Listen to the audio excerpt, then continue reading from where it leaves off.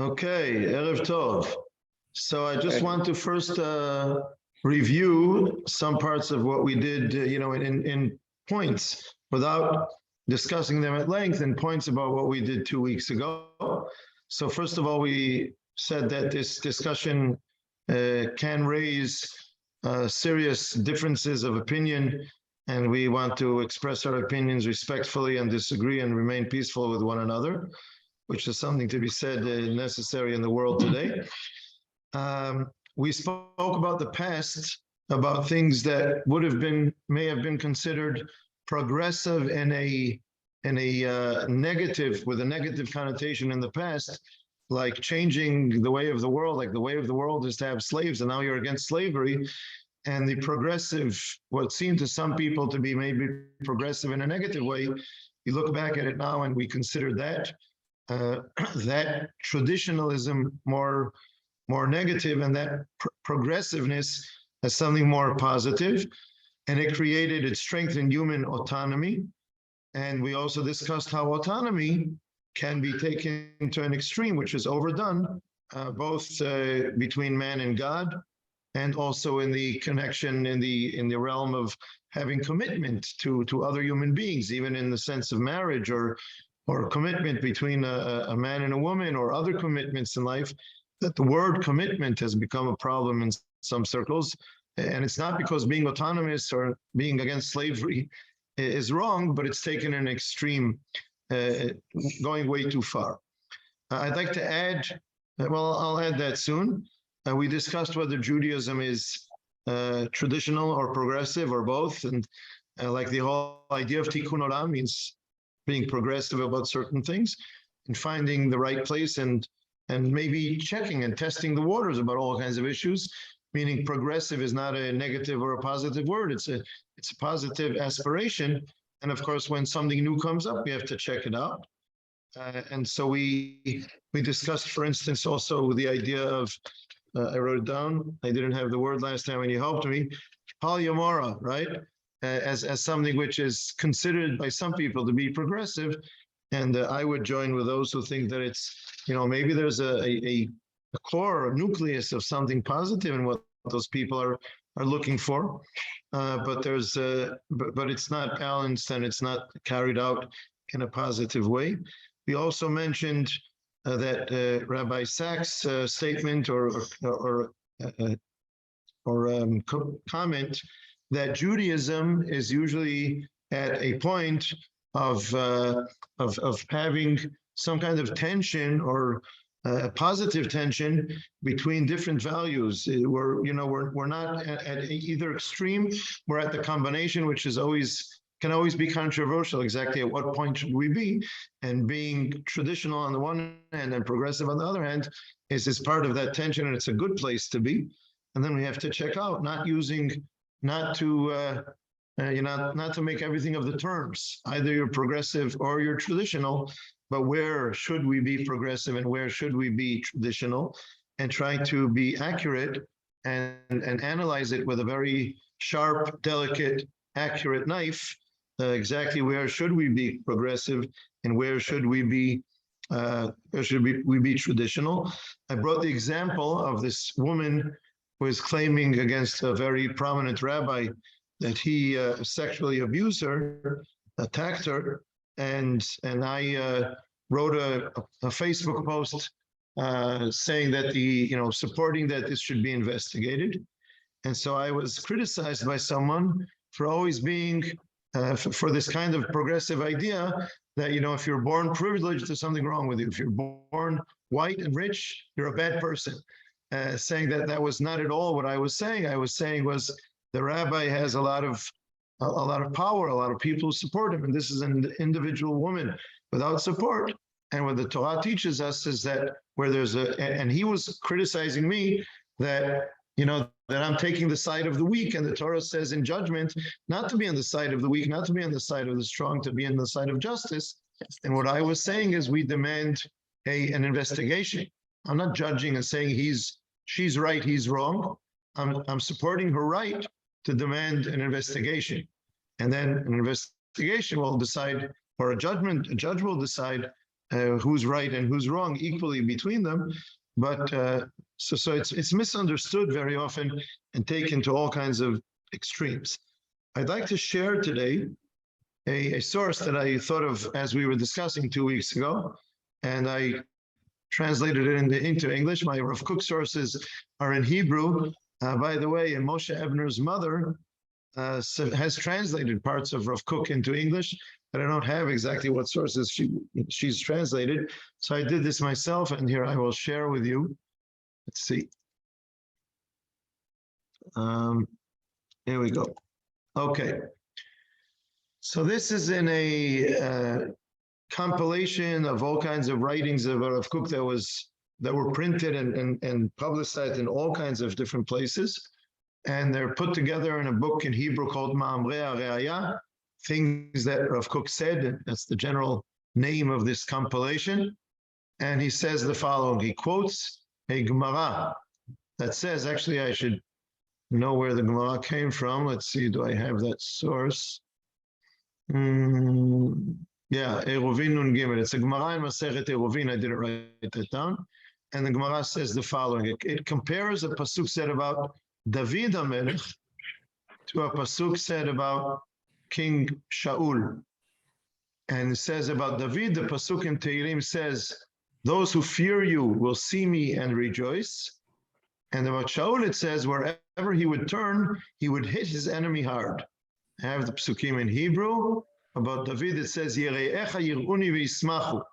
Those who fear you will see me and will be happy. And about Shaul, it says, Uv'chol asher yifnei yarshia. Everywhere where he would turn, he would hit his enemy hard. So it's saying something about the power of David and the power of Shaul, and yet it's negating between the two of them, and it's saying something different about each one of them. And what is the difference? So Rav Kook is analyzing what's the difference between what is said about David and what is said about Shaul, and he says the following. The victory here, we're over here. Okay, I'll try to mark where we are, right there. Okay, we're starting that paragraph. The victory over opponents, especially regarding spiritual issues, can be of two kinds. One is to show the bad side of the matter that is against him. And by showing the bad side, the people will listen to him and follow the good guide. Okay, let's assume that I'm the good guy. Not only the good guide, I'm the good guy. And I'm up against the bad guys in a spiritual argument. So I can show what's bad about them. I can say, you see, this is what's wrong with them. And I'm showing their bad side, so people will listen to me and follow the good guide and not follow the bad guide. Says Rav Kook, indeed, every bad thing has some good cause that draws hearts to it. Therefore, even though there is great justice in the teaching of the bad side, in any case, as long as the bad qualities are heard, it will only work so that the honest listeners will condemn the opponents. But the opponents themselves recognize the small good side that is in their case, and because they want that good part, they condemn and fight against the good. So when you fight against something and you show what's wrong about it, why nonetheless are there people who follow it? Well, one reason could be because I'm wrong and they're right, or I'm not totally right. There is something right about the opinion, about that spiritual opinion that I am fighting, struggling against. There's something right about it. There's a certain light in there. There's, as Rav Kook says, they recognize the small good side that is in their case. There is something right about them. And so the followers who follow that position, even though there's a lot of negativity in it, they recognize the small good side that is in their case. And therefore they follow it. That's what attracts people to it. So as much as I show what's wrong about it, some people will follow what I'm saying because they see the negative, but some people will continue to follow that position because there is truly a small good side in there, and that's the point that's attracting them. So they will continue to fight against me, they will continue to fight against a good guide. Therefore, the victory over evil will not be a complete victory, since the enemy himself holds up to his opinion and finds his righteousness in the good core of his side. This is because the one who asserts the truth has not shown it in its entirety. by showing the negative side of the other opinion, there's partial truth to that, but I haven't shown the truth in its entirety, because the entire truth, the full truth is that there's also something good about it. Let's take polyamora as something positive, okay? There is a positive side there. I can be friendly. I can have an aspect of love to many. No, a man can have an aspect of love to many different women. That doesn't mean that I have to be each one's companion. That this, what they do is these people have sexual relations with all kinds of, men, women, men, and it's without boundaries. It doesn't mean that there isn't a positive side to it, a positive point to it. And as long as all I say is they're horrible, they're totally horrible, some people will agree with that and will follow that, but some people will continue to see the small good in their case and will not follow the good over the bad, because they're still connected to that positive point that is in there. So that's one kind of struggle, one kind of war between good and bad. There's a second way, says Rav Kook. But in the second way, we're over here in this paragraph. In the second way, one who reveals all the views, the whole truth, and also reveals the kernel of good that is in the evil, and elucidates the reason for the affection that people have for things in which there is a great deal of evil, which is because of some good that is included in them. And therefore he shows everyone that it is necessary to save the good core in its essence and to guard against all the bad things that cause it. So even the enemies themselves are filled with good. And since they are now wiser than they were before, they can now reconcile with the righteous who hold the greater good. So if you don't totally try to wipe out that bad, that evil, because there is a good kernel in it, if you try, I would add to what Rav Kook is saying here, what he may say in other places, according to Kabbalah. If there's something positive there, there's a good kernel, there's a godly positive point there, you cannot annihilate them, because there is a good, positive, godly point there. So you can't just erase them. It's impossible to erase them. There's something good there that cannot be erased. So what you have to do is show what is good about them and separate it, take out that good core, try and accept that and adopt that, take that to yourself. And now when you say, I've taken that positive point from them, but all the rest is negative, now you can help people be wiser and reconcile with the other opinion, because you've showed them also what's good, but also what's wrong about the other opinion. Therefore, says Rav Kook, about David, it says David was successful in all his ways, and Hashem was with him. Again, I'm going to look for the Hebrew pasuk. Here it is. Vayhi David lechol drachav maskil. David was positive, was successful in all his ways, and Hashem was with him, because his ways educate and guide to be useful, to recognize the good and to guard against any evil that may be contained even where there is a search for a good way. Going back to the beginning, about David it says, those who fear you will see me and rejoice. About Shaul it says, wherever he would turn, he would hit his enemy hard. Shaul hits his enemies. He can cause harm to his enemies, but he can't turn people around to see the truth, because he doesn't take out the positive point in those people he's fighting against. David can make people rejoice, because as the pasuk at the end says, he's successful in all his ways. He takes the full truth, he shows the points of truth, the kernel of good that is in opinions that he's fighting against, and therefore he shows the full truth, and even people who opposed him, will end up seeing him and rejoicing. Those who fear you will see me and rejoice. So this is an analysis of the Gemara in Masechet Eruvin, and Rav Kook is analyzing the Gemara and David and Shaul. The honest truth is that Rav Kook is really speaking about Rav Kook. That's really what was unique about it. that he could struggle against things and yet see the kernel of good in them. He could, the generation at the end, it's true to this day, but at the end of the 19th century, beginning of the 20th century, when Rav Kook was alive, there was Zionism, the beginnings of Zionism, and there was a lot of moving away from religion, and rabbis in general were very much negative towards this movement away from religion, naturally. And Rav Kook was also negative towards it. But at the same time, he could point to what was positive about it.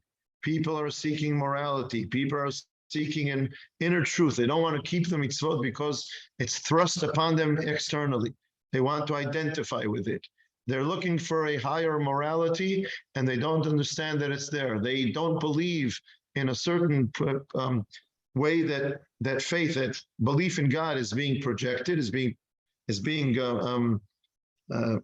put forward, is being presented, and so they don't believe in God. And Rav Kook will say, I agree with them. What they're doing is cleaning Emunah from bad things that have caught onto it.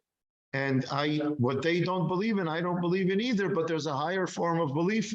I would try to bring them to that. Or all kinds of things that, all kinds of values, ideals that people have in the world are taken to an extreme. So people fight against them and oppose them.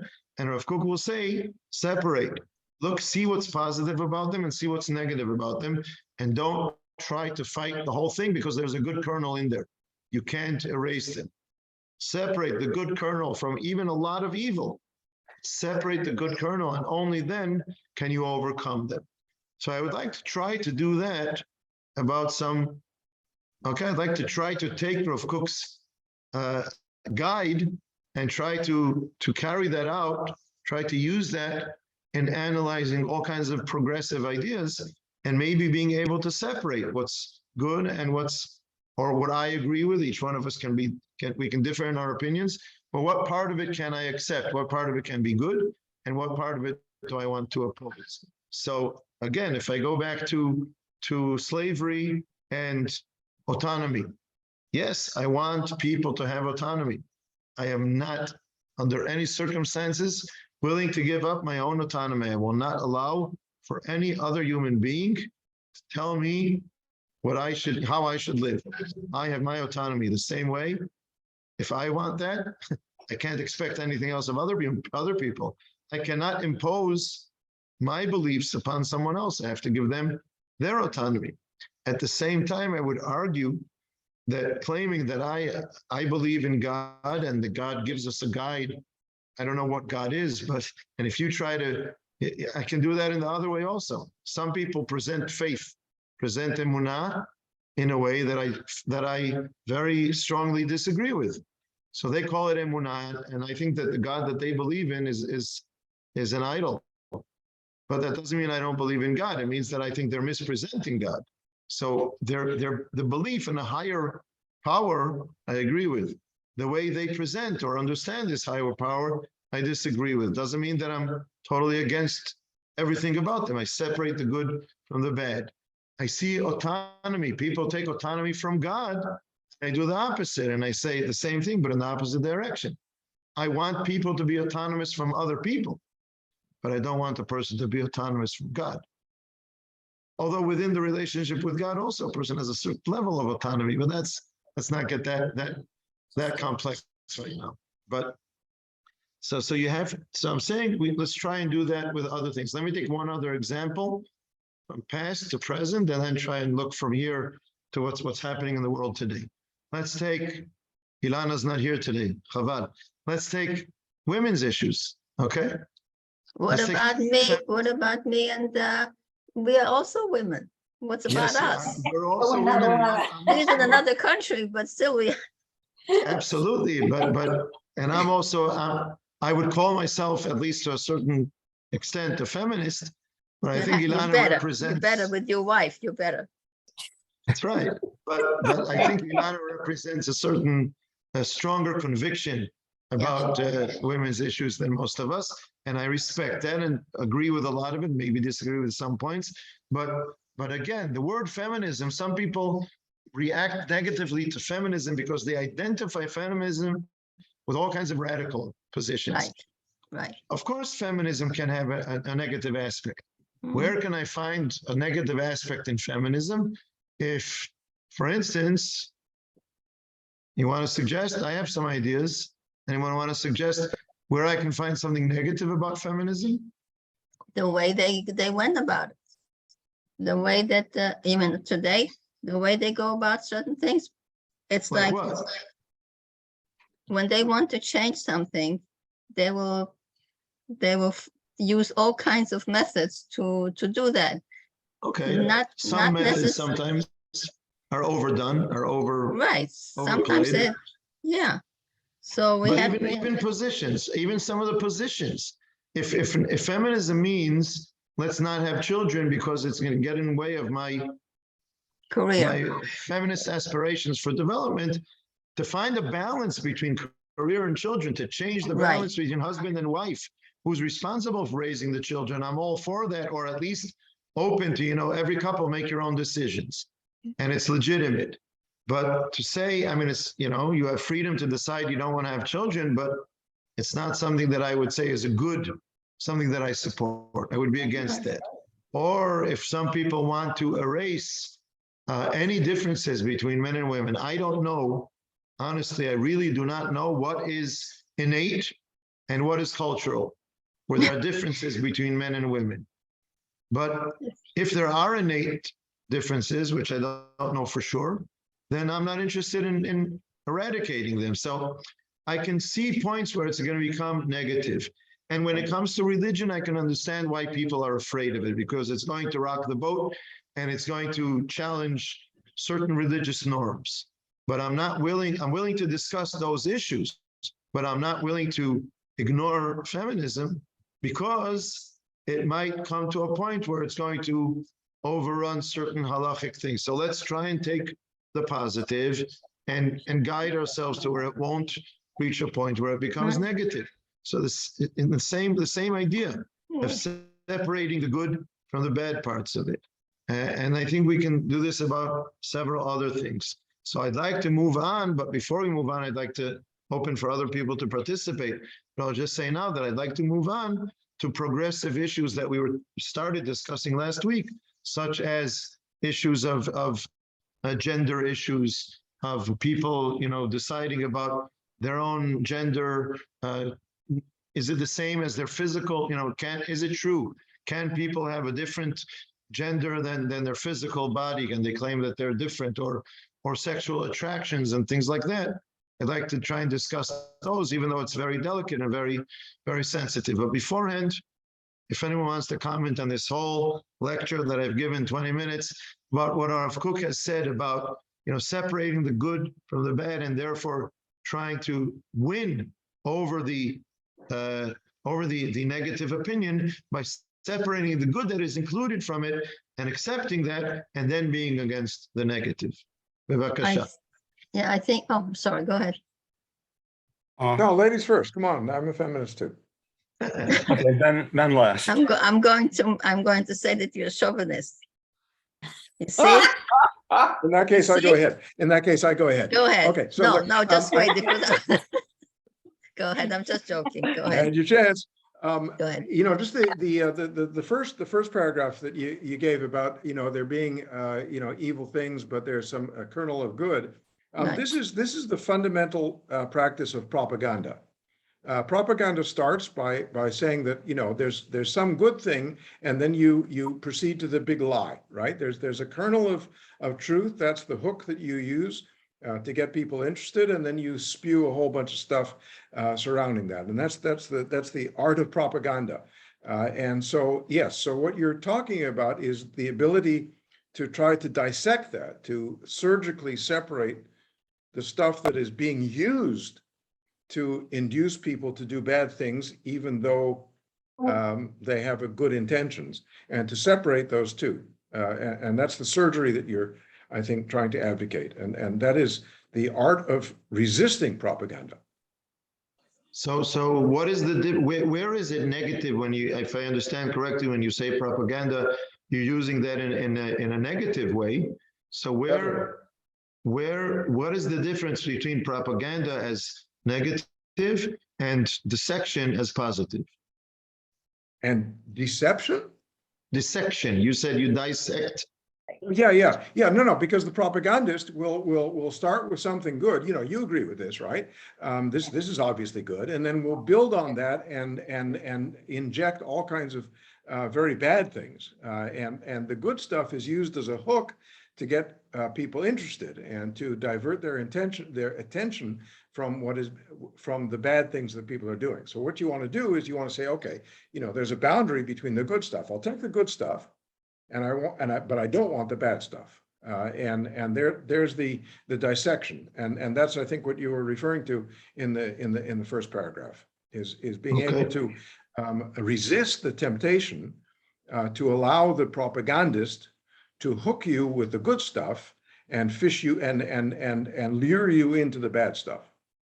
Okay, so now I understand, because at the beginning I thought you were saying something different, which could be, you know, a different kind of propagandist who's going to say, he's going to lure you into listening to him about something where he sort of fakingly accepts something positive just so that you'll listen to him, and then he'll go ranting about all kinds of negative things in an exaggerated way. And that can also be, you know, used in a dishonest way. And part of being honest in your dissection is that you're honest. You say, this is truly good. This is truly bad. I will be honest. I will put everything, all my beliefs on the table, and I will say, this I agree with you is positive. This I say is negative. Let's discuss it. But I will be honest about the positive and the negative. So I think that what Mark has brought out is an excellent point, that the people that are trying to get you to buy into propaganda are not doing it in an honest way. They're using that little bit of good or a little bit of truth as the hook to draw in the naive, the people that just maybe some people are just a little lazy. They're not willing to do research, and they just accept, this sounds good to me, I'll go along with it. And along with it, they're buying a whole bunch of things that aren't true and are bad for them and for society. And I don't know if all of you are familiar with a guy in the States named Dennis Prager. He's a Jewish social commentator, much more on the conservative side of things, but I don't agree with everything he says, but some of the things he says really ring true to me. One of his phrases is he would prefer clarity to agreement, that you can't really have a discussion until you can at least agree on what the facts are. And one of the problems that we're having, I think, in both here and in Israel today, is people can't seem to agree on what's true and what's not true. Let alone what's good about the truth and what's going to be best for the country as you go forward. If you can't even agree that what they're telling you is a falsehood, then there's nothing to talk about. A good example of that is the gender discussion, and we'll get into that. But it's also things in the States like having completely open borders where over 4 million people are simply wandering into the country unrestricted and being told by the people in charge of the government, well, no, they're not. That's not happening. Everything's fine. Right. You know, how do you deal with things like that? And there has to be a political answer, because convincing someone of something that is so patently absurd, there's almost no middle ground. And that's part of the problem, both in the States and in Israel, that the part, as Mark was saying before we started this discussion, that you know, both political sides are doing that. Both political sides are making everything all black or all white, and not doing what you quote from Daniel Prager as saying, let's have clarity. Let's first try and be honest and truthful about what is and what isn't, and also in facts, also in opinions. You know, just because a person disagrees with me on something doesn't mean that I have to call him all kinds of horrible names and and claim that he's saying something much more extreme than he really is saying. But politically, that's what's happening. Everybody, not everybody, but on both sides, large groups on both sides are throwing, tremendous amounts of filth at one another, and not discussing what they agree on and where are the points of disagreement, and is it a disagreement because of a disagreement about facts or a disagreement about opinions. Again, I'm exaggerating. So many people are not looking for that, but are just constantly throwing out a lot of filth at one another, and that doesn't include any kind of true discussion. So it's up to us, it's up to all of us with our difference of opinions to create a balance, to create a something that counters that and can discuss with people we disagree with. Honestly, let's look, what do we agree on? What do we disagree on? Is there a disagreement about facts or about opinions? Let's start clarifying things and not throw so much filth at one another. So maybe we need a set of rules before we start arguing so that everybody knows what can be done and what shouldn't be done. So that I think will help. People are going to say to you that you're saying that just because you want to hide all kinds of things. I agree with No, you, but they're not going to go with it. It's like people are having debates, right? Yeah. Let's say they're having debates, and there are certain rules that you don't insult people. You make your statements and you substantiate what you said, because what happens is a lot of antagonism goes into this, because people get insulted and then they fire back. So there's so the issues are not really cleared up. Yeah, but the problem is, I agree with what you're saying, absolutely, but it's not working. They have to agree. They have to agree to it. It's not working, and that you're going to get more. You're going to get more media exposure, and you get more likes when you act obnoxiously than when you act respectfully, and that's part of the terrible thing that's going on. Right, that's true. I've been taught a long time ago that when you comment on something or when you write something about an issue, you do not make an ad hominem attack. You do not go after the person. You go after the idea. Right, exactly. And when you go after the idea, you have to rules.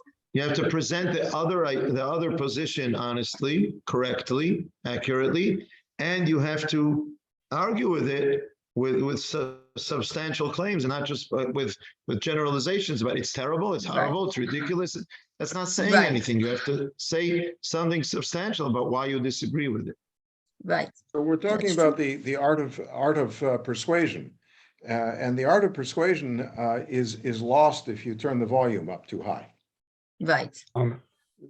There's no persuasion. Like I do when I'm driving in my car. With the windows closed, so they don't hear you. Yelling at the other driver. Eliezer. Yeah, I'd like to say, first of all, that I think that passage you brought from Rav Kook is really beautiful. And I'd even go further and say that HaKadosh Baruch Hu, perhaps our greatest gift is our ability to analyze things and try to understand them. And when we shut that off, we're doing an averah against HaKadosh Baruch Hu, because and although it's tempting to do that, I think one always has to be looking to try to find, and of course one can't be sure, but one always has to look. Now, as far as modern times are concerned, I really think that what we see in our present government is an example of exactly the Shaul approach.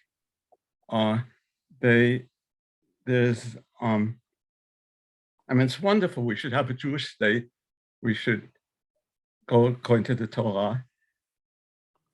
But on the other hand, to force it down people's throat is not the way to go. And and it also, you mentioned about slavery. Well, there's, the feeling that every person, that there aren't second-class human beings. You can't, often when people try to negate the opponent, they call them animals or something like that. And there are second-class human beings, but I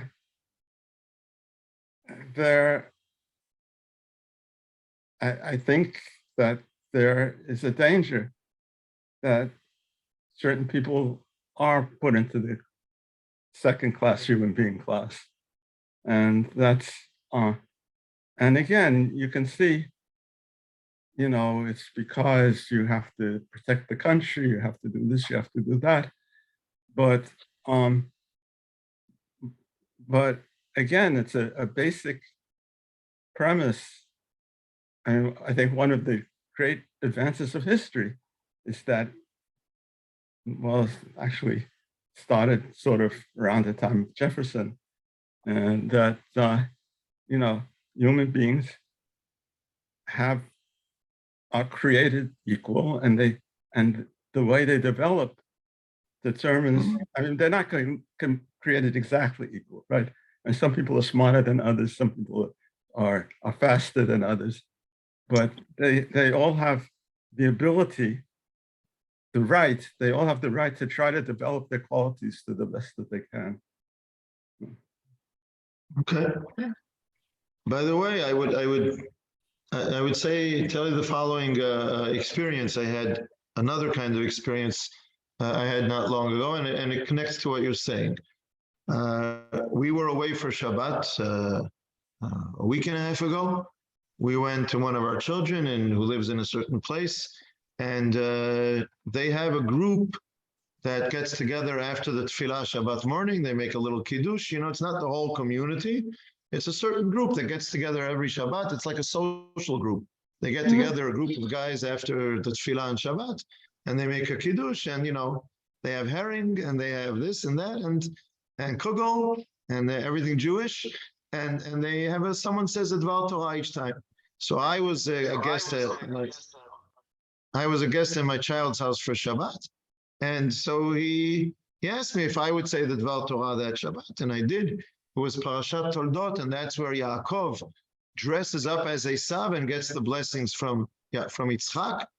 And then there's a pasuk where Yitzchak says, the voice is the voice of this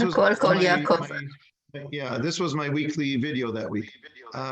It's the voice of Yaakov and the hands of Esav. And later on in the parasha, when Yitzchak knows that he's speaking to Esav, he says to Esav, Al Chalbecha Tichya, you will live by your sword. So what I said was the picture of the voice of Yaakov in the hands of Esav, it sounds like something is mixed up here. Something got mixed up. Something is confused. You should either be all Esav or all Yaakov. But the picture of the voice of Yaakov in the hands of Esav is actually a kind of a projection of something for history where Yaakov is going to have to use the hands of Esav. We have to use the hands of Esav, the sword. We cannot survive now in the world without the sword. Impossible. And it's not a good thing for Yaakov not to survive. We have to survive. And we have to pick up the sword of Esav. We even have to be better than Esav at doing it. We have to win our wars in order to survive. But it's also important to remember that our inner voice remained the voice of Yaakov, that we don't like the sword. It's not our character. And so I was speaking about the two different aspects of what's negative. If on the one hand, there are people who they're so much worried about this inner characteristic of Yaakov that they don't want the sword. They put the sword aside. And sorry, that's not realistic. And then there are others who it's so important that we hold the sword and we use it properly, and we're good at it, that they say to us that if you come up to me with this voice of Yaakov, you're weakening us. So we don't want to hear that. We just want to be strong with the sword. And I see the danger on either side. And I'm not saying one is right, one is wrong. I'm saying There's a danger at either extreme. We have to Right. hold on to this complexity.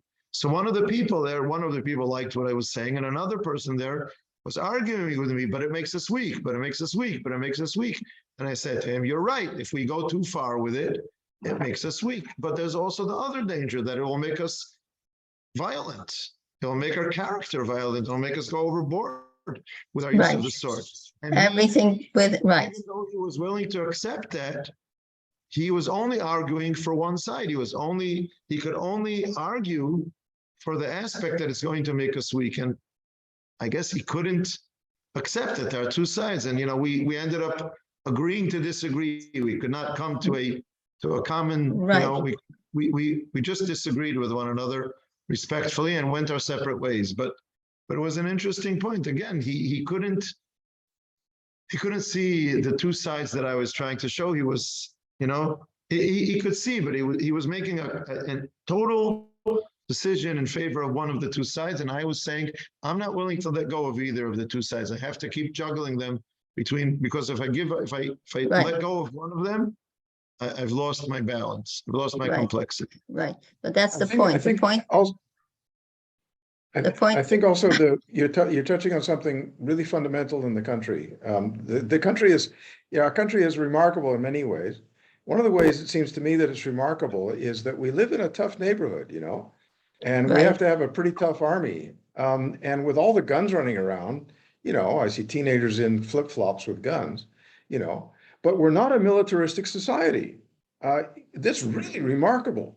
But sometimes we are too militarist. Yeah, but as a society, we are not militaristic. We don't glorify guns. We don't glorify no, weapons. right, Any other country in the world that is surrounded the way we are, right, I shouldn't say any other country because there are some other exceptions, somewhat like us.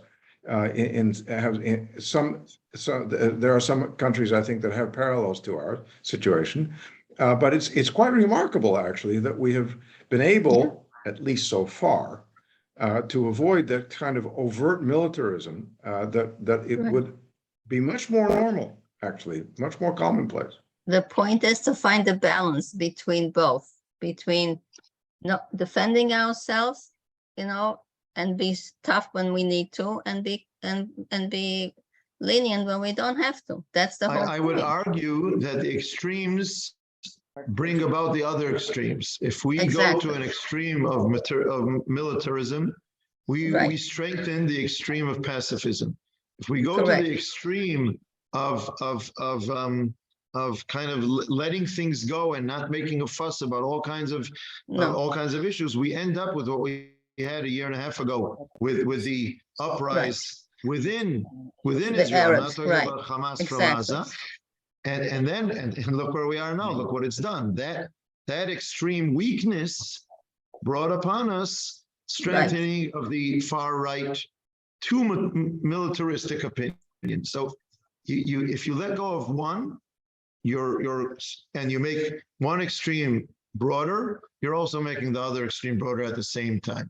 And if you try and keep the extremes small and have people looking for even arguing about the balance, we can disagree on the exact balance, but strengthening the necessity of the two sides, that's the kind, again, I don't want this to be the topic of the discussion, but this is an example of how we have to talk about, how we have to deal with things and talk about them, discuss them, and not picture them as, you're all wrong and you're all wrong. No, Right. the radical pacifist is not all wrong, and the radical right wing is not all wrong. And as long as we don't see that, there can't be any discussion. But these arguments are good because they cause a balance, because we find a balance between these arguments. Some saying That's pacifism and That's saying we us. have, yeah, exactly. So, but it's difficult. So even though we have now people that are in the government who are very wild in their way of thinking, but then on the other hand, we have other people that are supposed to calm them down and keep them in, the checks and balances. We'll see. We'll see. Well, we hope, at least we hope so. But in other words, Well, they we have to should wait be. and see. We have- Yeah. Okay, Okay, now let's go. Now let's try to take one of those issues of the gender issues or the sexual attraction issues. Which one should we start with? I will start with the whole with the whole LGBTQ plus, and maybe something else to add to that. Where do we start with this? It's certainly a deviation from what we were used to in the past. It's progressive. It's not what we're used to in tradition. It's happening in the world, whoa, at a very quick pace. It didn't happen until 20 years ago. I don't know, about 10 years ago. 20 years ago, it certainly wasn't. This process that we're seeing today was not happening. I mean, it was happening 50 years ago. The first gay march, I think, was 50 years ago, but it was very small and very not popular. And it's having a growing influence on society. I have to say to you honestly that I am researching the issue, discussing with people, listening to people, and allowing myself to hear and maybe change in certain ways of how I treat the issues. And let me try and take, maybe some people are very opposed to it, and maybe we should be opposed to some extremes of that attitude as well. Well, let's try and find a good point. You know, let's not yet start with discussing, okay, what is the Torah? What is the halakha going to say about it? But where is there a good point in strengthening the LGBTQ plus? Let's start with LB, okay? I'll get to GTQ plus later on. Let's start with LG, lesbian and gay. Let's start with that. Where is there a positive point there that I can accept? And then try and separate what I would consider positive and what I would consider negative. Michael. I think that using where we started, that any philosophy like that has to have a core of truth or good. And I think that's a good way to look at it. There certainly has been a time, probably that 50 years ago and before that, where society looked with kind of extreme askance at people that were on that side of the spectrum. Demonstrating in public that you were homosexual was pretty much a guarantee to lose your job and be shunned in the community. If not, to lose your life. Yeah, in much of the world. And so where's the good in the movement? It's to recognize the humanity of the people involved and that they don't deserve to be treated that way. And, I think civilized people recognize that and saw that there's an extreme unfairness that was going on. That I would submit has swung the pendulum so far beyond that point of equality, of opportunity and fitting into society, to the point where it's now demanded that you accept it almost as better than the heterosexual lifestyle that the vast majority of people live. And it creates a conflict in society that's very damaging. That's true. And where do you see that it's that a demand to think of it as even better than a heterosexual lifestyle? Right now in the educational system. Yeah. I don't think it's better. I think it's being pushed very strongly. Equally, yeah. To be accepted. Yes, to be equal. Meaning in movies, you cannot only show heterosexual couples. You have to have some gay, some lesbian couples and so on. You can't only show heterosexual couples because then you're saying everyone is like this. But I don't think they're saying it's better. I think it has to be treated as equal without yet saying what I think, but I think that's what they're projecting. I don't see that it's being presented, I don't see an agenda of considering it better. I do see us considering it equal. Well, I'm not so sure what's going on in Israel regarding that, but here they have in public libraries now, Aaron, and at schools, they have drag queens come to read to your little children, like in kindergarten and first grade. If your kindergarten or first grader is a girl and she likes to play with the truck, obviously she has a problem, and let's just go do an operation on her or give her some, or they're, instead of just saying she's whatever, I mean, She's and a then you child. can't call her she, and then you have to call her they, and then you have to call her whatever. And if you call the wrong thing, you can get fired. It's gone crazy. It's, you know, it's swung too far. The demand is to treat, is to do what Michael was saying before, is to accept their humanity, to treat them Yeah. equally. And that's, I think it's fine. And I think that's it, exactly.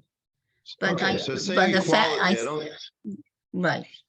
But the changing of the gender at a young age, I don't okay, think it makes any we're not at sense. that point yet. Okay, Oh, sorry. let's try and do things one at a time. Okay, we'll Yeah. get to that. I'm not shying away from that, but let's try to deal No, with that's things okay. one at a time. Eliezer. Rachel, oh, first of all, this isn't completely relevant, but you know the great mathematician Turing, who was partially responsible for defeating the German intelligence system. Yes. And he was a known homosexual. Yeah. And he was born too early. He presumably committed suicide because he was harassed by the British, forced to take drugs and things like that. And the reason that's usually given is because he had an unhappy event in his childhood where his best friend died early or something like that.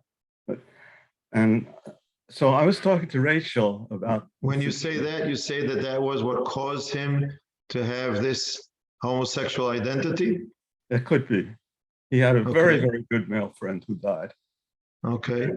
I don't know whether the person seduced him. He was somewhat older than he was, but and so I was wondering, and it might be something we want to discuss: is homosexuality by birth or by choice? That was my next question. Because before we get to that, I do have an example for the rabbi of where some of this has really been forced down the throats of people, and I think that's the area of defining marriage. You know, the concept of marriage out of the Torah, man and woman. You know, why is it a man and woman? So that you can have procreation, you can have a family, and pass along values. We're all required to teach our children, right? And now we have just recently, actually, I don't think it's been signed yet, but there's a bill going through the Congress in the United States that will formalize marriage between anybody that wants it for any reason, essentially throwing out the traditional view of marriage. Right. Personal feelings, if two people want to live together and share what they have and be entitled to inherit from each other, however they want to do it, I have no problem with it. I don't see that it's healthy for society to change the definition of marriage. You could call that something else. Yeah, right. Again, the only comment I have about that right now is that, again, what they're fighting for is equality, not to be thought of as better. The rights. They're fighting for the rights. What should be the boundaries? Okay, but I would. I think also question. Yeah, go ahead. I think what's spurring a lot of the change in the society is technological, in the sense that until whatever time frame you want to use, 10, 20 years, something like that, you know, it was very difficult, for example, to contemplate having a child in a same-sex relationship. That's no longer the case. It's no longer the case technically, medically, if you prefer, and it's no longer the case sociologically. And that is allowing people to have a same-sex relationship and yet also change the definition of family. Yeah. And that's a huge change. And I And think that's science very strongly always- driven by technology. That's true. Science and technology always come first, chronologically, and then we have to try and run after science and try and make up our minds about what we think philosophically and morally about all kinds of scientific progress. And So the latter is usually very slow.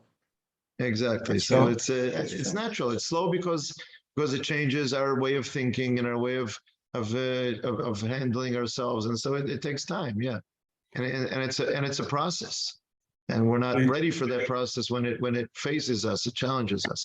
But I would like to So I ask would- Eleazar's so I- question, which was going to be my question. Are you willing to express an opinion? You don't have to. We don't even have to answer this question, but I think the question of, do you accept, do you think there are people who are innately born lesbian or homosexual in their sexual attraction?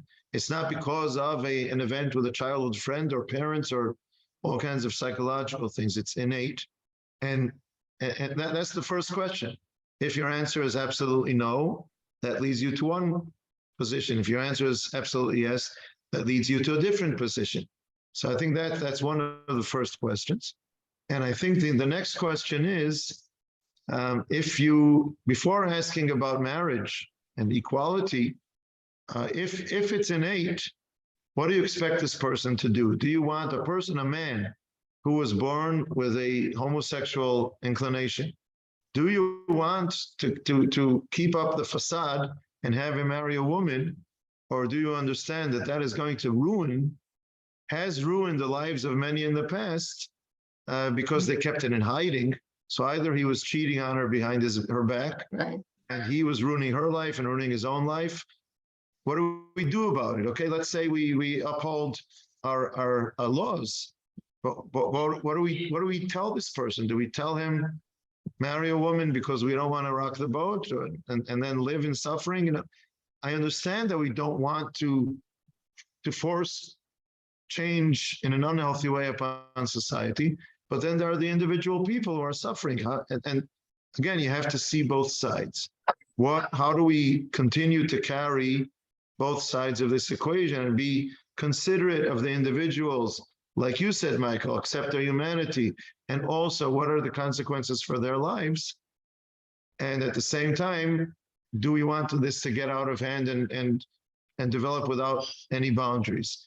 I think it's important to be aware of the two sides and to try and look for our balance between the two sides. Okay. We'll Eliezer, try. we're going to end with you, Eliezer. You're the last speaker for tonight. Oh, really? Oh, I'm sorry. Yes. No, you're not sorry. The clock No. is sorry, not No, you. I'd like to hear what other people have to say too. We'll hear them. So, first of all, Rachel and I have had this discussion, and we have opposite views about it. I think that most things you can control to some degree.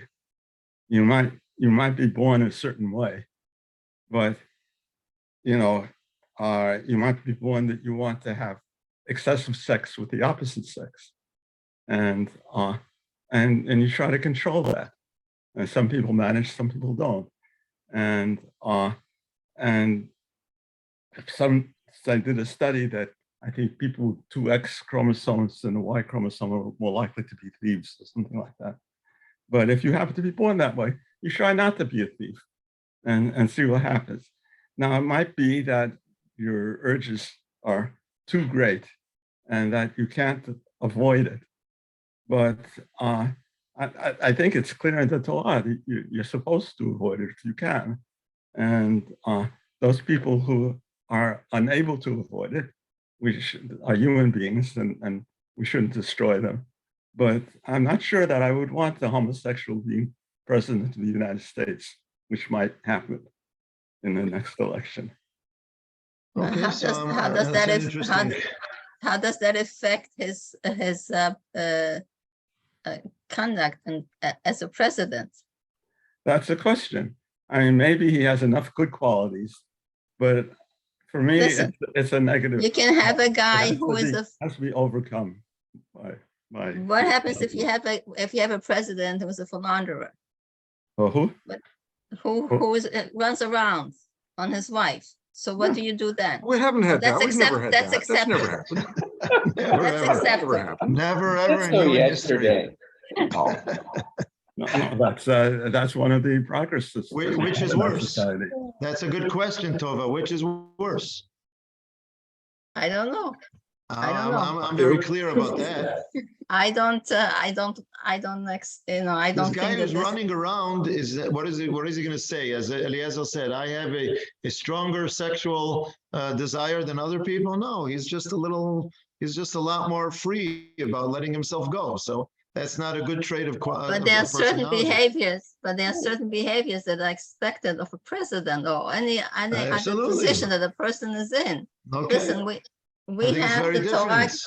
The Torah gives special rules. I for would the, say, for by the king. way, Eliezer, without getting into detail now, because we said that we're going to end, that the claim that I hear from people who have dealt with this more intensely than I have is that there's a spectrum, meaning there are people who are, somewhere in between, who do have a tendency, but it's not so strong. They can maybe go both ways, and maybe they can do something about it.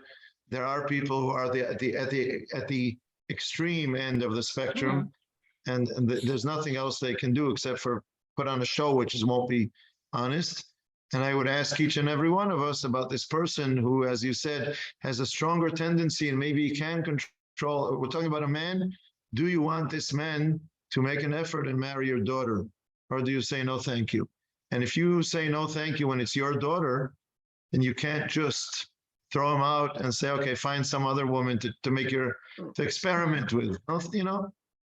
If you can't do it, if you don't want him to do that with your daughter, I don't want him doing that with any other woman. So I'm opening it as a question, not as an exclamation mark, but as a question mark. We'll think about it. If we have a few more minutes, I'd just like to make one comment, but then we have to let Eliezer go ahead because he has the last word. But Yes. before I had, this is going back a long time ago, more than 40 years. Before I had kids, before I had any of my own kids, I used to think that kids were like I don't know, putty. Everything was environmental. A kid was born with absolutely nothing. Everything was dictated by the environment. Maybe a little bit was dictated by genes or what have you, but really everything. But then I had my own kids, and you see the personality of the child. Almost the instant the person is born, or maybe even before that. I agree with you. It was a complete revelation for me. It was just a total turning of everything on its head as far as I was concerned personally. And so, no, I think that people do have strong proclivities when they're born, strong personality traits when they're born. Of course, the environment grafts onto that, but there's a lot that's innate. What is innate? I don't know, but innate stuff is strong. And how do we separate? Okay, we have a good place to start. Not in 2 weeks. In 2 weeks, it's Hanukkah. In 3 weeks, okay? 3 weeks from now, we meet again, and we have a very good place to continue, not to start from, to continue from. Thank you very much. Fantastic. Good night. Fantastic. Okay, thank you, everyone. Bye. Take care. Bye. Laila Tov. Bye-bye. Laila Tov.